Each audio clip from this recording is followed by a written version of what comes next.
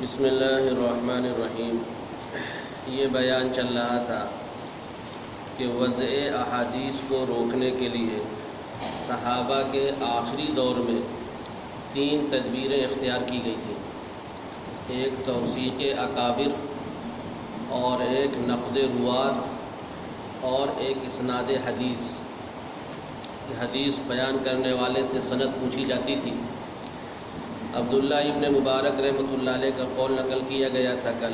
انہوں نے فرمایا کہ الاسناد من الدین، سند کا تعلق دین سے ہے، یعنی حدثنا فلاں جو پڑھتے ہیں آپ، اس میں بھی اجر و ثواب ملے گا، چونکہ سند کی وجہ سے حدیث کی حفاظت ہوتی ہے، اور اگر سند نہ ہوتی لقال من شاء ما شاء، تو جس کے دل میں جو آتا وہ کہتا۔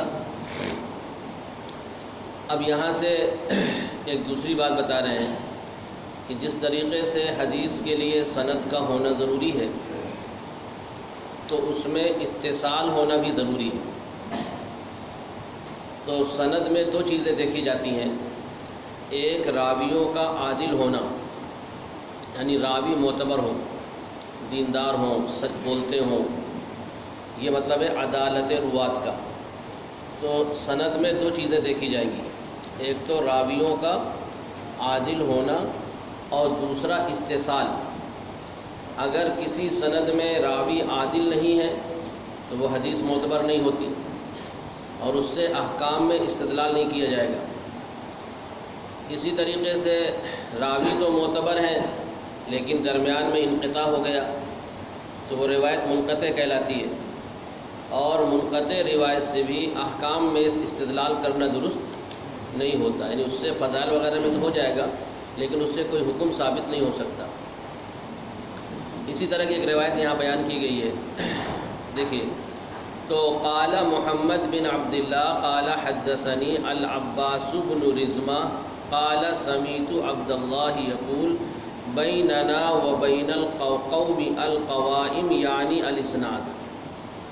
یہ عباس بن رزمہ کہتے ہیں کہ میں نے عبداللہ بن مبارک رحمۃ اللہ علیہ کو فرماتے ہوئے سنا، انہوں نے کہا کہ ہمارے درمیان اور لوگوں کے درمیان قوائم ہیں۔ قوائم مانے پیر کہتے ہیں اصل میں، قائم سے کی جمع قوائم، اور خود بتایا کہ اس سے مراد سند ہے، اس لیے کہ جو حدیثیں ہم تک پہنچی ہیں وہ واسطوں سے پہنچی ہیں، ہم نے براہ راست تو اللہ کے رسول سے نہیں سنا۔ عبداللہ ابن مبارک فرماتے ہیں کہ ہم نے براہ راست حدیثوں کو اللہ کے رسول سے نہیں سنا، بلکہ ہمارے درمیان اور اللہ کے رسول صلی اللہ علیہ وسلم کے درمیان بہت سے واسطے ہیں۔ اسی کو انہوں نے تعبیر کیا کس سے؟ القوائم سے۔ جیسے آدمی پیر کے ذریعے چلتا ہے اور چلتے چلتے منزل مقصود تک پہنچ جاتا ہے، اسی طریقے سے ان واسطوں کے ذریعے حدیث ہوتے ہوئے ہم تک کیا ہوتی ہے؟ پہنچتی ہے۔ اس مناسبت سے انہوں نے کہا سند کو القوائم، کیا کہا؟ وقال محمد، یہ محمد سے مراد ہے محمد بن عبداللہ بن قہزاز، انہوں نے فرمایا سمیت ابا اسحاق ابراہیم بن عیسیٰ الطالقانی، میں نے سنا ابو اسحاق طالقانی کو کہتے ہوئے کہ وہ کہتے ہیں کہ میں نے عبداللہ ابن مبارک رحمۃ اللہ علیہ سے پوچھا، یا ابا عبد الرحمن، یہ ان کی کنیت ہے، الحدیث الذی جاء، وہ حدیث جو آئی ہے یعنی منقول ہے کہ ان من البر بعد البر ان تصلی لابویک مع صلاتک وتصوم لہما مع صومک، یہ حدیث ہے۔ تو اس حدیث کے بارے میں انہوں نے پوچھا عبداللہ ابن مبارک سے کہ یہ حدیث کیسی ہے؟ تو حدیث میں یہ بات آئی ہے کہ نیکی کے بعد نیکی یہ ہے کہ تم نماز پڑھو اپنے والدین کے لیے اپنی نماز کے ساتھ، اور روزہ رکھو ان کے لیے اپنے روزے کے ساتھ، یعنی ایصال ثواب سے متعلق روایت ہے یہ کہ نفل نماز اگر پڑھو تو کچھ رکعات اپنے والدین کے لیے بھی پڑھ لو ایصال ثواب کی نیت سے، اگر نفلی روزہ رکھو تو کچھ نفلی روزے رکھ کر ایصال ثواب کی نیت کر لو، یہ حدیث ہے۔ تو فرمایا کہ نیکی کے بعد نیکی، یعنی زندگی میں جو نیکی فرما برداری کی وہ تو ہے ہی ہے، اس کے بعد بھی ایک نیکی یہ ہے کہ تم اپنے والدین کے لیے روزہ نماز پڑھو اپنی نماز کے ساتھ، اور روزہ رکھو ان کے لیے اپنے روزے کے ساتھ۔ تو قال عبداللہ ابن مبارک نے فرمایا، قال راوی کہتے ہیں فقال عبداللہ ابن مبارک نے فرمایا یا ابا اسحاق امن ھذا، یہ حدیث کس سے منقول ہے؟ انہوں نے حدیث تو بیان کر دی، سند نہیں بیان کی تھی۔ تو عبداللہ ابن مبارک رحمۃ اللہ علیہ نے پوچھا امن ھذا، یہ حدیث کس سے منقول ہے؟ تو قال، انہوں نے کہا قلت لہ، میں نے ان سے کہا ھذا من حدیث شہاب بن خراش، یہ حضرت شہاب بن خراش کی روایتوں میں سے ہے، یعنی ان سے منقول ہے۔ فقال ثقۃ، تو عبداللہ ابن مبارک نے فرمایا کہ وہ تو ثقہ ہیں، معتبر راوی ہیں۔ پھر کہا امن، انہوں نے کس سے لیا ہے؟ تو قال، انہوں نے کہا میں نے کہا عن الحجاج بن دینار، حجاج بن دینار رحمۃ اللہ علیہ سے لیا ہے۔ قال ثقۃ، تو عبداللہ ابن مبارک نے فرمایا کہ وہ بھی ثقہ ہیں، حجاج بن دینار بھی کیا ہیں؟ پھر کہا امن، انہوں نے کس سے لیا ہے؟ انہوں نے تو قال ابو اسحاق کہتے ہیں میں نے کہا قال رسول اللہ صلی اللہ علیہ وسلم، یعنی حجاج بن دینار کہتے ہیں قال رسول اللہ صلی اللہ علیہ وسلم۔ تو قال، انہوں نے کہا عبداللہ ابن مبارک نے یا ابا اسحاق ان بین الحجاج بن دینار و بین النبی صلی اللہ علیہ وسلم مفاوضہ، کہ حجاج بن دینار اور اللہ کے رسول صلی اللہ علیہ وسلم کے درمیان جنگلات ہیں، تنقطع فیہا اعناق المطی، جس میں سواریوں کی گردنیں کٹ جاتی ہیں، یعنی سواریاں ہلاک ہو جاتی ہیں۔ ایسے بیابان جنگلات ہیں، جیسے پہلے زمانے میں جنگلات سے گزرنا پڑتا تھا اور کھانے پینے کا سامان نہیں ہوتا تھا، تو سوار بھی کبھی کبھی ہلاک ہو جاتا تھا، سواری بھی ہلاک ہو جاتی تھی۔ تو اصل میں یہ کہنے کا مقصد یہ ہے کہ حجاج بن دینار رحمۃ اللہ علیہ تبع تابعین میں سے ہیں، تابعین میں سے بھی نہیں، تبع تابعین میں سے ہیں، جیسے امام مالک رحمۃ اللہ علیہ، حضرت سفیان ثوری وغیرہ تبع تابعین میں سے ہیں۔ تو جو راوی تبع تابعین میں سے ہوگا تو اس میں کم سے کم دو واسطے ضرور ہوں گے، ایک تو تابعی کا اور ایک صحابی کا، یہ تو کم سے کم کی بات ہے، زائد بھی ہو سکتے ہیں، اس لیے کہ کبھی کبھی تابعی سے نقل کرتا ہے اور ایک سند میں کئی تابعین آ جاتے ہیں اور پھر اس کے بعد صحابی آتے ہیں، تو کم سے کم دو واسطے تو ضرور ہے نا۔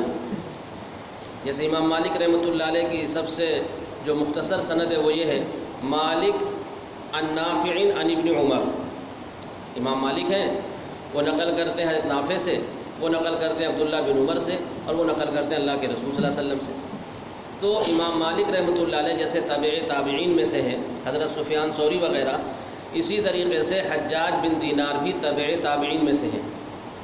تو دو واسطے تو ہونا چاہیے نا کم سے کم، ایک تابعی کا اور ایک صحابی کا، اور انہوں نے براہ راست نقل کر دیا قال رسول اللہ صلی اللہ علیہ وسلم، تو انہی واسطوں کو تعبیر کیا ہے عبداللہ ابن مبارک رحمۃ اللہ علیہ نے جنگلات سے، کہ دو واسطے تو ہیں ہی ہیں، اور زائد کتنے ہو سکتے ہیں وہ اللہ ہی کو معلوم ہے، سمجھے نا، زیادہ کی کوئی حد نہیں ہے، کئی واسطے ہو سکتے ہیں، اور ان تمام واسطوں کو انہوں نے کیا کر دیا؟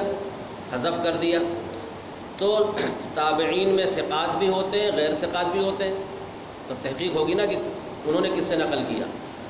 جرح جو ہوتی ہے راویوں پر وہ صرف تابعین تک ہوتی ہے، صحابہ کے دور میں نہیں ہوتی، اس لیے کہ اللہ کے رسول صلی اللہ علیہ وسلم نے فرمایا نا الصحابۃ کلھم عدول، تمام صحابہ عادل ہیں، وہ تو آپ نے گارنٹی دے دی، تو اس لیے صحابی پر جرح نہیں ہوگی، صحابی سے پہلے جو طبقہ ہے تابعین کا وہاں تک جرح ہوتی ہے، تحقیق ہوتی ہے کہ یہ راوی کیسا ہے، یہ راوی کیسا ہے، بات سمجھے نا۔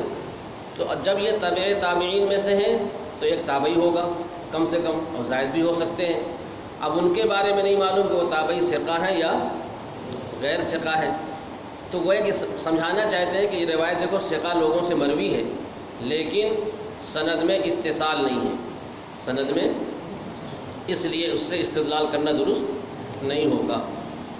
وَلَكِنْ لَيْسَ فِي الصَّدَقَةِ اختلاف، عبداللہ ابن مبارک نے فرمایا لیکن صدقہ میں اختلاف نہیں ہے۔ اصل میں ایصال ثواب کے بارے میں اختلاف ہے۔ معتزلہ تو اس کے قائل ہیں کہ ایصال ثواب کا کوئی فائدہ نہیں ہوتا۔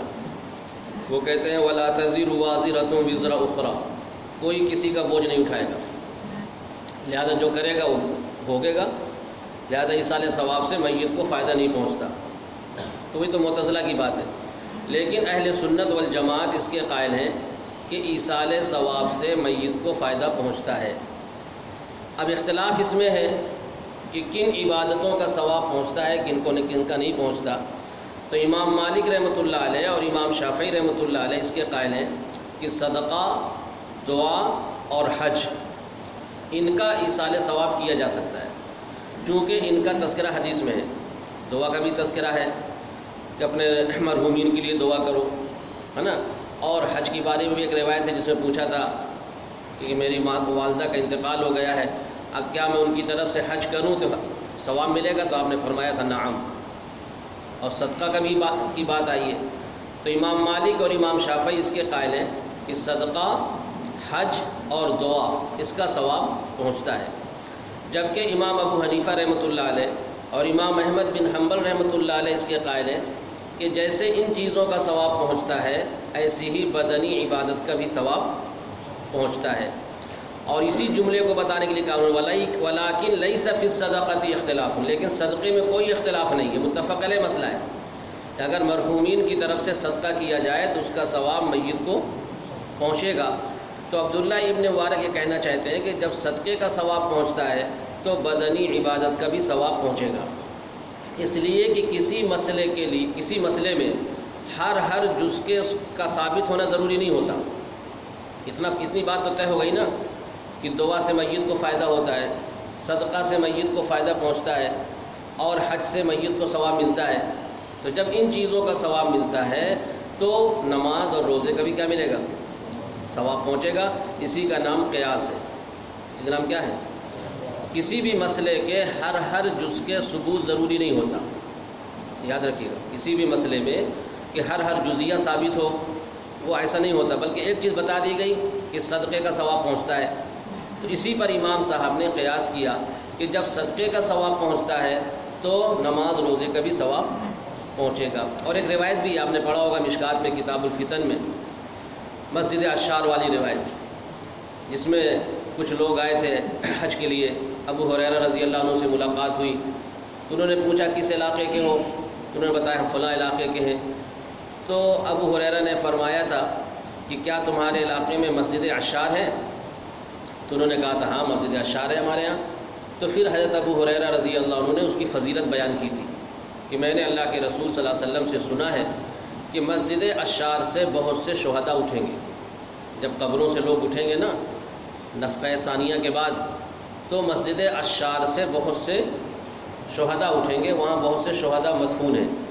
یہ فضیلت بیان کی تھی انہوں نے، اور یہ کہا تھا کہ تم مجھ سے وعدہ کرو کہ جب تم اپنے وطن واپس جاؤ گے تو مسجد عشار میں جا کر 2 رکعت نفل پڑھنا اور یہ کہنا حاضی لأبی ہریرہ، یہ اس کا ثواب کس کو مل جائے؟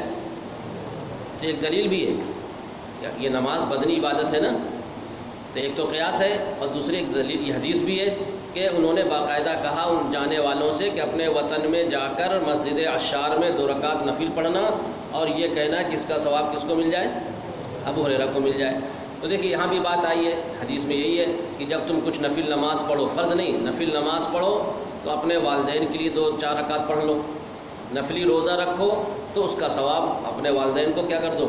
پہنچا دو۔ یہ روایت صحیح ہے، اس لیے کہ اگرچہ انقطاع ہے لیکن دوسری روایتوں میں دوسری سندوں سے یہ متصل ہے۔ وَلَٰكِن لَيْسَ فِي الصَّدَقَةِ اخْتِلَافٌ، امام عبداللہ ابن مبارک فرماتے ہیں کہ صدقے میں کوئی اختلاف نہیں، تو جب صدقے کا ثواب پہنچتا ہے تو نماز روزے کا بھی ثواب کیا ہوگا؟ پہنچے گا۔ وقال محمد بن عبداللہ جو راوی ہیں وہ کہتے ہیں سمیت علی بن شقیق یقول، میں نے علی بن شقیق رحمۃ اللہ علیہ کو یہ فرماتے ہوئے سنا، وہ کہتے ہیں کہ میں نے عبداللہ ابن مبارک رحمۃ اللہ علیہ کو کہتے ہوئے سنا، علی رؤوس الناس، لوگوں کے سامنے، یعنی مطلب مجمع میں، چھپ کر نہیں، لوگوں کے، جس کو کہتے ہیں برملا، کھلم کھلا، یہ کہتے ہوئے سنا کہ انہوں نے کہا دعو حدیث عمرو بن ثابت، عمرو بن ثابت کی حدیثوں کو چھوڑ دو، انہوں نے باقاعدہ نصیحت کی کہ عمرو بن ثابت کی حدیث کو فَإِنَّهُ كَانَ يَسُبُّ السَّلَف، اس لیے کہ وہ اسلاف کو برا بھلا کہتا ہے، اسلاف کو اور اپنے بڑوں کو کیا کہتا تھا؟ برا بھلا کہتا تھا۔ آگے بات آئے گی کہ اصل میں حدیثوں راویوں پر جو جرح ہوتی ہے تو وہ غیبت نہیں ہے۔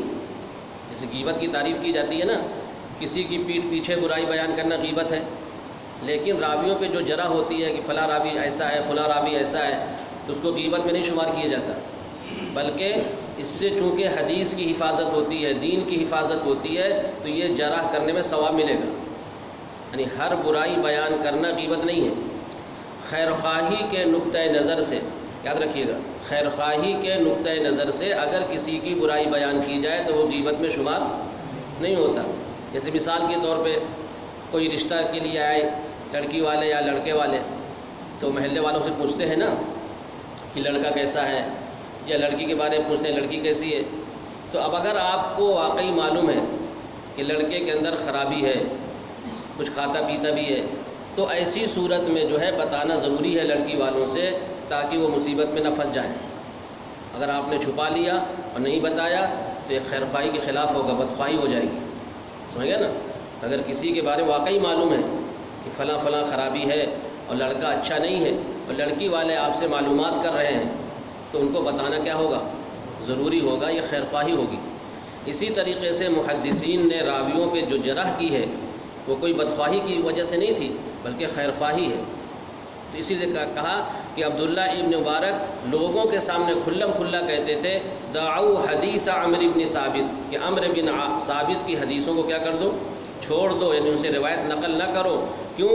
فَإِنَّهُ كَانَ يَسُبُّ السَّلَف، اس لیے کہ وہ اسلاف کو برا بھلا کہتا تھا، ٹھیک ہے نا۔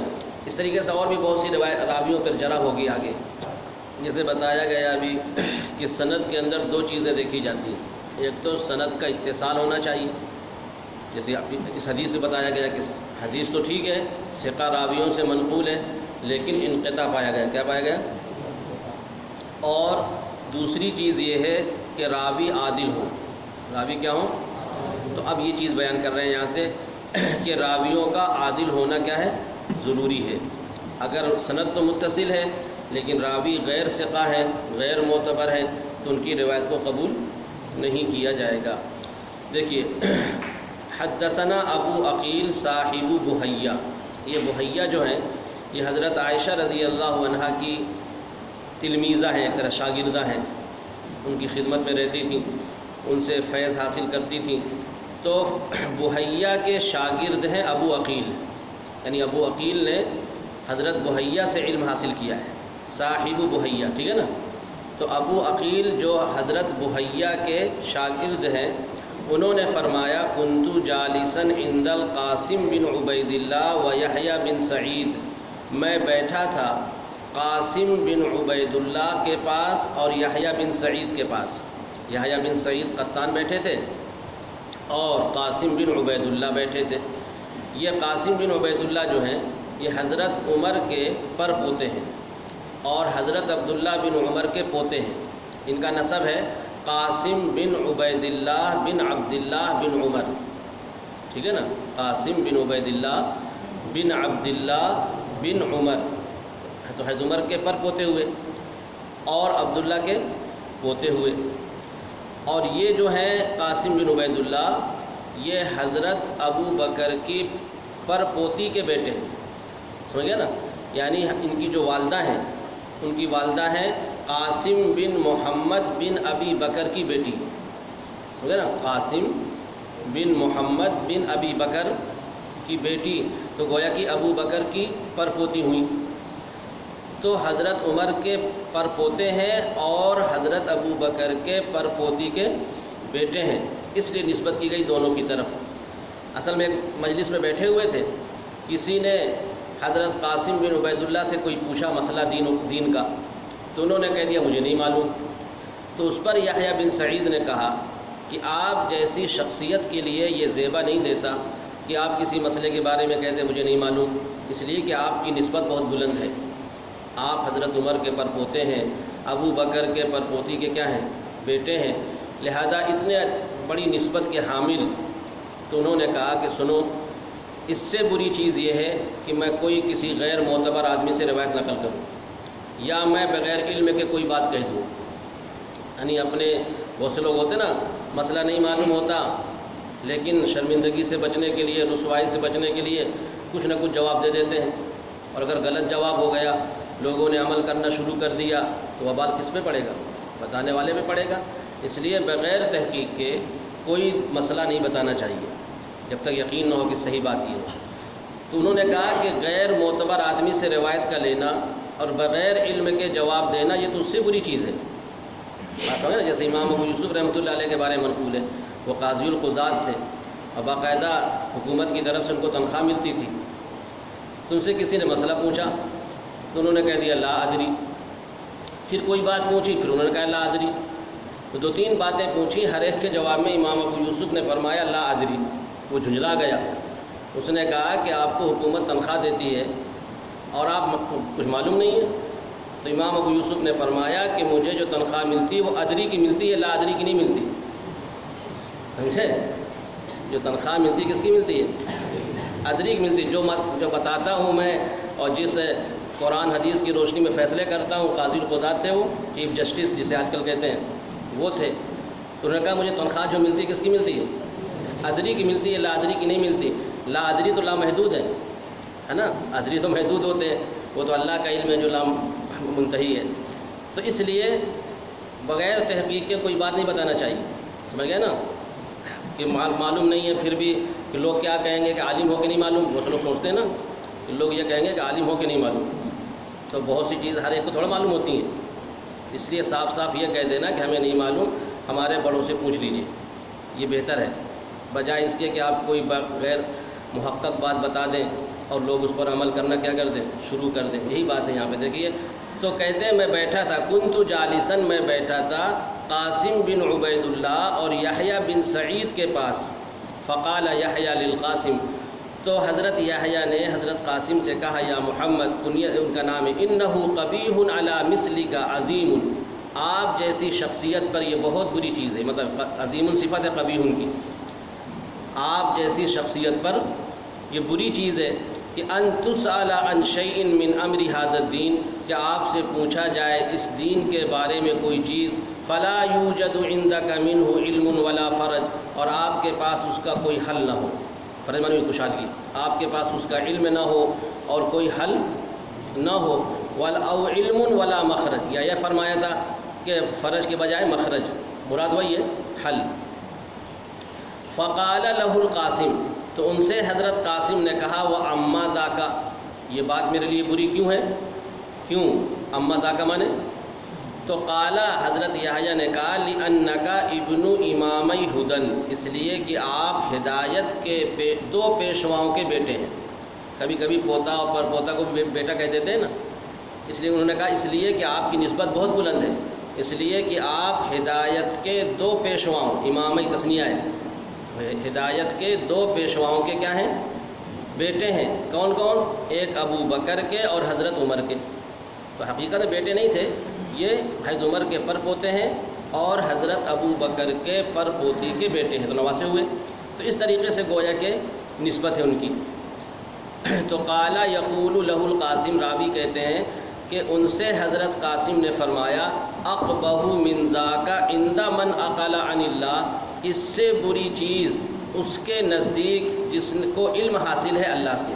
عقل عن اللہ کا مطلب ہے کہ جو عقل مند ہے یا جو علم رکھتا ہے، تو اس کے نزدیک اس سے زیادہ بری چیز یہ ہے ان اقول بغیر علم، کہ میں کوئی بات کہوں بغیر علم کے، میں کوئی بات کہوں، او آخذ عن غیر ثقۃ، یا میں کوئی بات لوں غیر ثقہ سے، یہ تو اس سے بری چیز ہے. قال، راوی کہتے ہیں فسکت یحییٰ بن سعید خاموش ہو گئے. فما اجابہ، ان کو کوئی جواب نہیں دیا. تو اس سے معلوم ہوا کہ راوی کا عادل ہونا بھی ضروری ہے. اب اسی مضمون کی روایت آگے والی بھی ہے.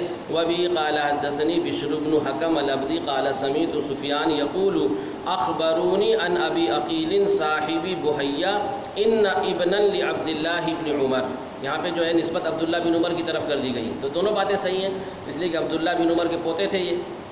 تو صاحب بحیہ کہتے ہیں، جو ان کا کنیت ہے ابو عقیل، کہ عبداللہ بن عمر کے بیٹے، عبداللہ بن عمر کے، سألوہ عن شیئن، ان سے لوگوں نے کوئی بات پوچھی، سألو لوگوں نے ان سے کسی چیز کے بارے میں پوچھا، لم یکن عندہ فیہ علم، ان کے پاس کوئی علم نہیں تھا، اس کا جواب نہیں تھا، تو فقال لہ یحییٰ بن سعید، تو حضرت یحییٰ بن سعید نے فرمایا، واللہ انی لأعظم ان یکون مثلک وانت ابن امامی الہدی، کہ آپ جیسی شخصیت کے لیے یہ بڑی چیز ہے کہ آپ، لأعظم میں جو ہے بڑی چیز سمجھتا ہوں کہ آپ جیسی شخصیت ہو، حالانکہ آپ ہدایت کے دو پیشواؤں کے بیٹے ہیں، یعنی حضرت عمر کے اور عبداللہ بن عمر کے، یہاں نسبت کی گئی ہے حضرت عمر اور عبداللہ بن عمر کی طرف، یہ نسبت بھی صحیح ہے کیونکہ حضرت عمر کے پر پوتے ہیں نا،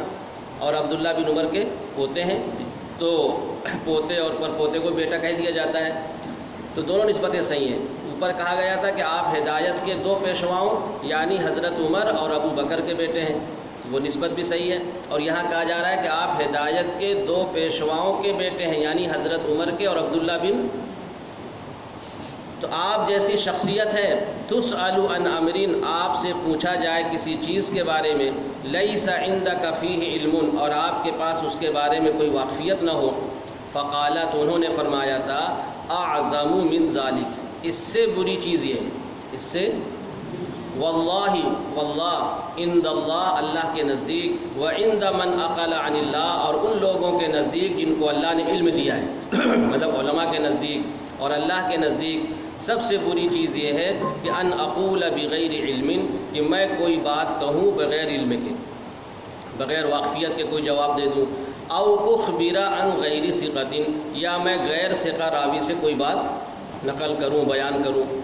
قال، راوی کہتے ہیں، وشہدہما ابو عقیل یحییٰ بن متوکل حین قال ذلک، ان دونوں کے پاس موجود تھے ابو عقیل یحییٰ بن متوکل، ابو عقیل تو کنیت ہے، اصل نام ان کا ہے یحییٰ بن المتوکل، قال ذالک، ان دونوں نے جب یہ بات کی تھی، یعنی یحییٰ بن سعید اور قاسم بن عبید اللہ کے درمیان جو باتیں ہوئیں، ان باتوں کے وقت یہ موجود تھے، کون؟ ابو عقیل، جس کو انہوں نے نقل کیا ہے۔ تو اس سے معلوم ہوا کہ سند کے اندر دو چیزوں کا ہونا ضروری ہے، ایک تو اتصال اور ایک راویوں کا عادل ہونا۔ اگر اتصال ہے اور راوی عادل نہیں ہے تب بھی وہ روایت قابل استدلال نہیں ہوگی، راوی ثقہ ہے لیکن انقطاع پایا جائے تب بھی اس سے احکام میں استدلال نہیں ہو سکتا جب تک کہ دوسری روایت نہ مل جائے، ٹھیک ہے بس۔